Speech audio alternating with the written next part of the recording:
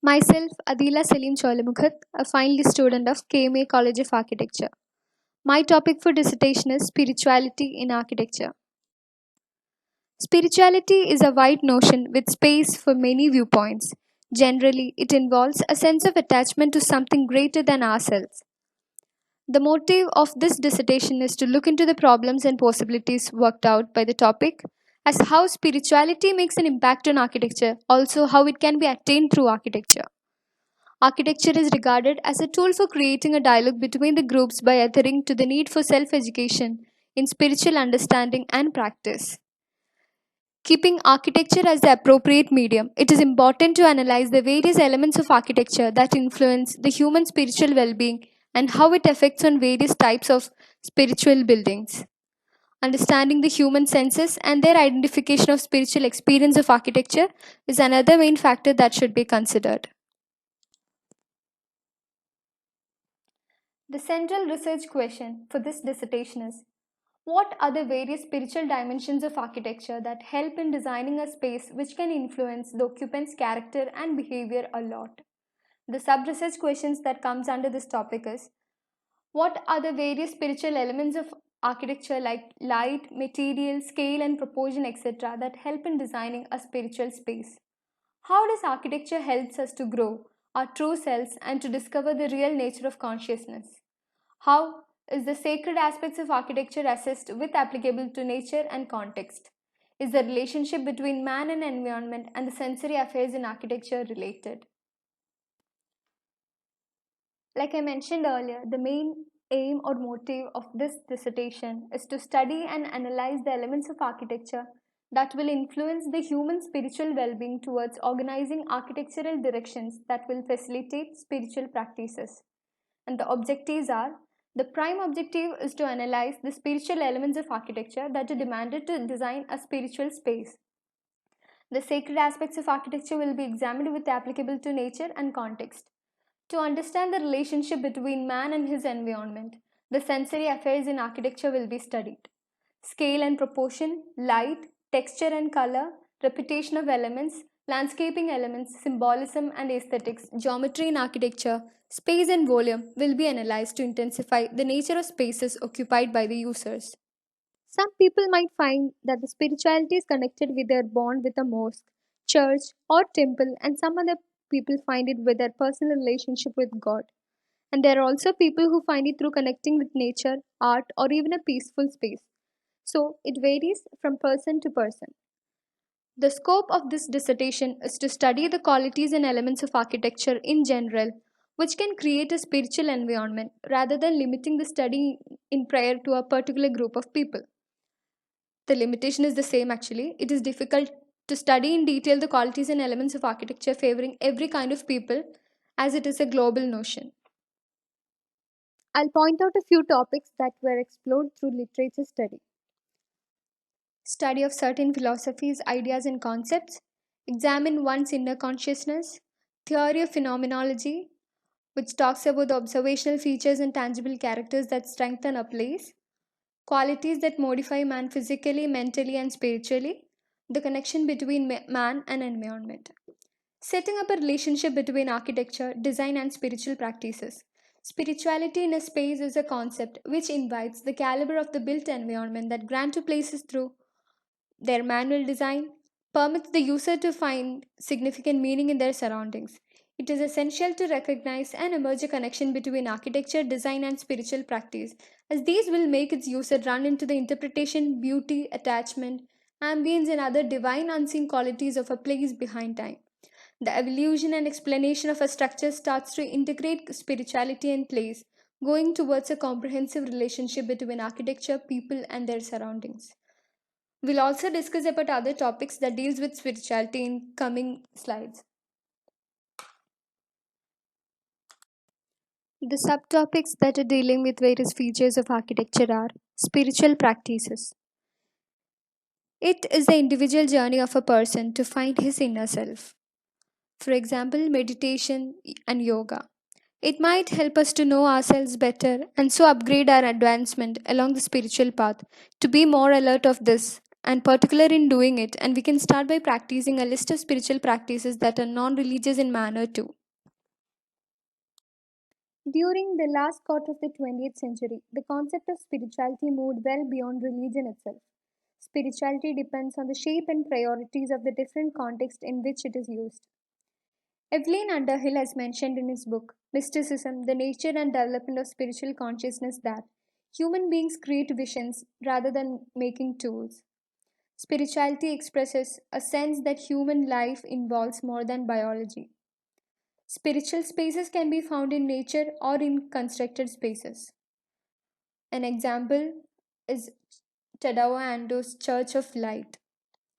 A spiritual space found in nature is a place assigned by individuals or groups as such a place. It is a well defined space, a place whose character sets it apart from its surroundings. The unique from typical or usually found places. The designation of a place as spiritual comes from the human need to establish a connection with one's inner truth. Thirdly, phenomenology of space. Phenomenology, like I mentioned earlier, is the observational features and tangible characters that strengthen a place. Phenomenology is the analytical name for the practice of researching or examining into the meaning of our experiences as we experience them. It is considered as a multisensory architectural principle which helps in making people pick up the architecture and guides the user in closer proximity to things and also directs them within. The interrelation of movement action senses is required so that one is then able to understand scales, see a direction, and increase observations by experiencing. To talk about holistic environment, I'll take IIM Ahmedabad as an example. Louis Kahn has displayed his perspective towards spiritual and holistic character in his works. According to his philosophy, form is designed as formless and unlimited, a spiritual power common to all mankind. It exceeds individual feelings, emotions, and protocols. Kant's theory has a religious, philosophical, and mystical basis. According to Kant, light enhances the appearance of a material by casting shadows. IIM is such an example of Kant's work displaying spirituality in architecture. It is known for its architectural dominance elucidated by its exposed brickwork and slabs, lintels, and beams made of concrete. The glory of its architecture is defined by its monumentality and spirituality revealed through its brick facades, greater width of corridors, and enormous brick arches. Spatial qualities in human mind. The environment that bounds a human being has a great role in his behavior and performance. Tangible user interfaces allows users to interact with virtual information by observing and handling physical environments through objects, surfaces, and spaces. So, the inference from literature reviews. It is understood that the qualities and elements of architecture can help humans to attain their peace of mind and self consciousness. So let's take Chichu Art Museum by Tadao Ando as an example of a spiritual building. So he explains about how his works and design principles reflect a peaceful mind and calmness to people. His Chichu Art Museum mentioned the calmness and peace of mind by linking earth and nature. Spirituality in architecture can be created by the use of architectural elements, and their outcome can help people gain calmness. Such emotions can also be produced by sufficiently using natural elements. Minimalism and monumentality play a great role in creating the feeling of amazement and awe. The study of sacred geometry is not confined to religious structures but can also be assimilated in any building, which will make an impact in the human's physical, chemical, and biological process due to its proportions. So, taking meditation space in Paris by Tadao Ando as an example, it uses ideal geometry. The meditation space is a perfect square in section and a perfect circle in plan. Already, the basic geometry of the work hints at a metaphorical dimension to it. The circle and square are an ancient symbolic pair, complementary symbols of the physical and metaphysical. The building is a small cylindrical volume with a surface area of 33 square meter. Its size and circular plan make sure that whenever a person enters it, they inevitably find themselves at its center. Inside, the space is dark. Subdued light seeps in form of a circular opening above that cannot escape comparison with the dome of the sky. The scheme is clear, a volume of darkness with light coming from above and the human at its center. by simply using geometry and placement, and already produces a quality about the building that lends itself to comparative interpretation. We've already mentioned the motive of this dissertation, so keeping that in mind, this has to be more investigated by visiting spiritual workshops and possible engagement in spiritual activities for understanding the issues and needs of users.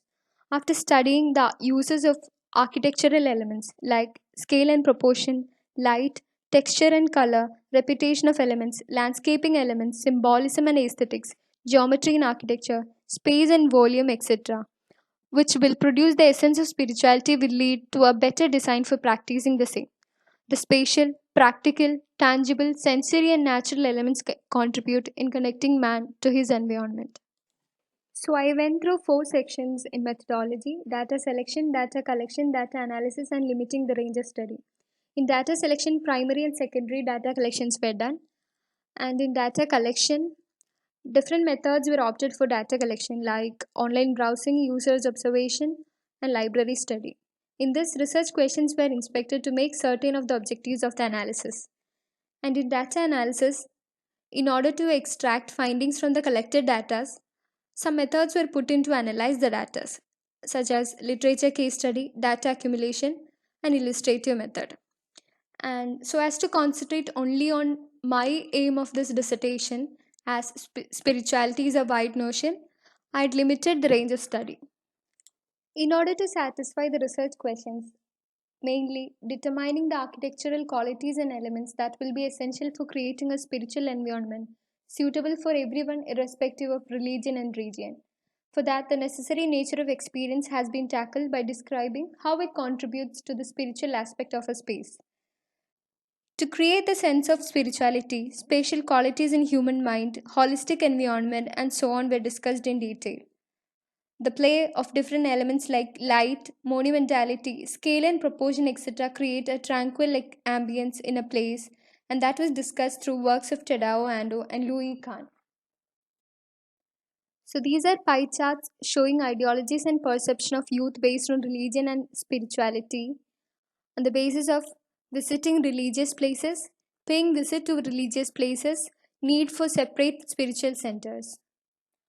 So, how a space can occupy spiritual vibe in it was discussed throughout the dissertation. I'll cite a few examples such as relationship with the earth, structural materials, elements of architecture, and so on. So, throughout this dissertation, different features of architecture have been studied and examined. These features are needed to build a spiritual environment that will accommodate spiritual practices in the first place. Not just meditation centers, any such spaces or buildings that enhances the value of spirituality. The spatial, practical, tangible, sensory, and natural elements donate in linking man to his habitat. Individuals search for help from a divine force so as to get themselves, so as to board well of the world, or so as to understand their own lives when chaos surrounds them. Individuals look for harmony in their reality, yet that needs to begin with harmony from inside. To discover harmony inside, those in search of answers request help from a spiritual source. The structures themselves regularly have little effect on individuals searching for spiritual direction.